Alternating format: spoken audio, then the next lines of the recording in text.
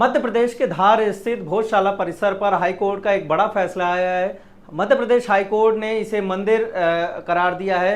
इसे सरस्वती देवी का मंदिर करार दिया है। इस फैसले के दूरगामी परिणाम देखने को मिल सकते हैं। दोनों पक्षों की तरफ से क्या दलीलें दी गई, कब से ये मामला चल रहा है और आने वाले दिनों में क्या हो सकता है, इन सब मसलों पर बातचीत करने के लिए हमारे साथ हमारे वरिष्ठ सहयोगी राजीव सिन्हा जी हैं। राजीव जी, बहुत बहुत स्वागत है आपका। क्या है ये हाईकोर्ट का फैसला और इसके क्या परिणाम देखने को मिल सकते हैं? इससे पहले थोड़ा सा ये भी समझाने की कोशिश करिए कि ये प्रकरण है क्या। जी, ये एक्चुअली भोजशाला परिसर को लेकर विवाद था और ये 11वीं सदी का 11th सेंचुरी का मॉन्यूमेंट्स है। और विवाद तब से ये है कि जब हिंदू पक्ष का ये कहना है कि वो माँ सरस्वती का मंदिर था, वहीं मुस्लिम पक्ष का ये कहना है ये कमाल मौला मस्जिद है। वो उनका ये कहना था कि हम लोग इस पर काफ़ी लंबे समय से नमाज पढ़ रहे हैं। वही दूसरी तरफ हिंदू पक्ष का ये कहना था कि ये माँ सरस्वती का मंदिर है और ये संस्कृत का केंद्र रहा है, बहुत शिक्षा का बहुत बड़ा केंद्र रहा है।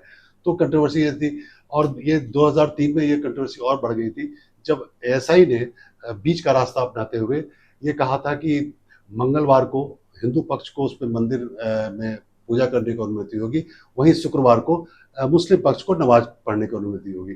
तो हाईकोर्ट ने ये आज एक महत्वपूर्ण फैसला सुनाते हुए ये साफ कर दिया है कि भोजशाला परिसर बेसिकली हिंदू मंदिर है, माँ सरस्वती का मंदिर है और इसका स्वरूप बिल्कुल हिंदू मंदिर की तरह है। और एक हाईकोर्ट ने इस नतीजे पे हिस्टोरिकल एविडेंस, साइंटिफिक एविडेंस और जो पूजा की परंपरा चली आ रही थी सदियों से, उसे देखते हुए ये फैसला लिया। मतलब ये आधार बनाया गया और इसके दोनों पक्षों की तरफ से दलील क्या दी गई? दोनों मुझे हिंदू पक्ष का यह कहना था कि ये 11वीं सदी से हम लोग उस पर माँ सरस्वती की पूजा करते आ रहे थे और ये बहुत प्राचीन संस्कृत का बहुत बड़ा केंद्र रहा है। वही मुस्लिम पक्ष का यह कहना था कि ये कमाल मौला मस्जिद है और हम लोग उसे क्या कहते हैं लंबे समय से नमाज पढ़ते आ रहे हैं। यहाँ पे हिंदू पक्ष ही नहीं और मुसलमान पक्ष बल्कि जैन भी इस पक्ष में थे। उनका ये कहना था कि ये उनका मंदिर है क्योंकि उनके यहाँ इस मंदिर का जो स्वरूप है वो माउंट आबू में जो उनका जैन मंदिर है उससे बिल्कुल मेल खाता है। तो ये एक्चुअली तीनों समुदाय एक तरीके से आमने सामने थे और आखिरकार फैसला जो है हिंदू पक्ष में आया है। जी। अच्छा, एक चीज और राजीव, इसमें सवाल होता है कि 1991 जो एक्ट है पूजा को लेकर, उस क्या यहाँ पे वो एप्लीकेबल नहीं था?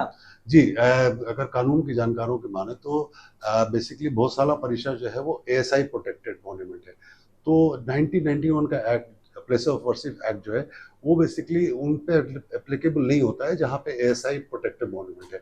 तो भोजशाला जो परिसर था वो एएसआई प्रोटेक्टेड था, तो इसलिए ये कोर्ट ने ये फैसला सुनाया है। जहाँ तक मुझे लगता है या कानून की जानकारी के पास है कि चूंकि एएसआई प्रोटेक्टेड ये था इसलिए उस पर ये लॉ एप्लीकेबल नहीं है। एक सवाल और उठता है कि इस फैसले के बाद जो है श्री कृष्ण मंदिर और काशी में जो विवाद चल रहा है, इन दोनों को लेकर बहुत तेजी से चर्चाएं शुरू हो गई हैं। अब क्या इस फैसले का असर यहाँ पे भी देखने को मिलेगा? अगर कानून के जानकारों की माने, मेरी बात हुई है आज कुछ लोगों से इस फैसले के बाद, तो उन्होंने बोला कि बिल्कुल असर पड़ेगा। मथुरा के मंदिर पे, काशी के मंदिर पे, उसी तरह गुजरात के कई मंदिर हैं वहाँ पे भी इनका असर पड़ दिखेगा। और एक मैं आपको हिमांशु एक बात बताना भूल गया कि आज हाईकोर्ट के फैसले में वो जो एएसआई ने 2003 में जो व्यवस्था दी थी कि मंगलवार को क्या कहते हैं हिंदू पक्ष पूजा करेंगे और शुक्रवार को मुस्लिम पक्ष नमाज अदा करेंगे, उस व्यवस्था को उन्होंने रद्द कर दिया है। यानी कि अब वो परिसर पूरी तरह से हिंदू के पास चला गया। मतलब अब जो शुक्रवार को जुमे की नमाज होती थी उस परिसर में, अब वो नहीं होगी, पूरी तरीके से उस पर रोक लग गई। अब मुस्लिम पक्ष के पास विकल्प क्या है इस फैसले के खिलाफ? सुप्रीम हाईकोर्ट ने अपने फैसले में ये कहा है, उन्होंने मुस्लिम पक्ष के अधिकारों की भी रक्षा की है। उन्होंने कहा है अपने आदेश में, उन्होंने साफ कहा है कि अगर मुस्लिम पक्ष मस्जिद के लिए आवेदन करती है, किसी जगह के लिए आवंटन के लिए अगर वो एप्लीकेशन दायर करती है, तो सरकार कानून के हिसाब से उस पर निर्णय ले सकती है। मतलब सरकार के ऊपर, मतलब मुसलमान पक्ष को ये विकल्प है, उनके पास ये अधिकार है कि वो सरकार के पास जाकर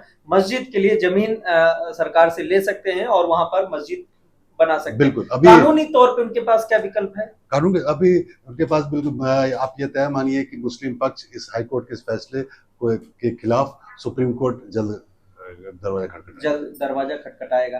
खैर जो भी हो, भोजशाला परिसर पर ये ऐतिहासिक फैसला आया है और इसके दूरगामी परिणाम भी देखने को मिल सकते हैं। आने वाले दिनों में मुस्लिम पक्ष संभव है कि वो सुप्रीम कोर्ट में इस फैसले के खिलाफ याचिका दायर करें, उस पर भी हमारी नजर होगी। ऐसे वीडियोस और स्टोरीज देखने के लिए अमर उजाला को सब्सक्राइब करना मत भूलें। अमर उजाला के लिए राजीव सिन्हा के साथ मैं हिमांशु मिश्र। अगर आप ये वीडियो YouTube पर देख रहे हैं तो हमारे चैनल को सब्सक्राइब कर बेल आइकन दबाएं और Facebook पर देख रहे हैं तो हमारे पेज को लाइक करें।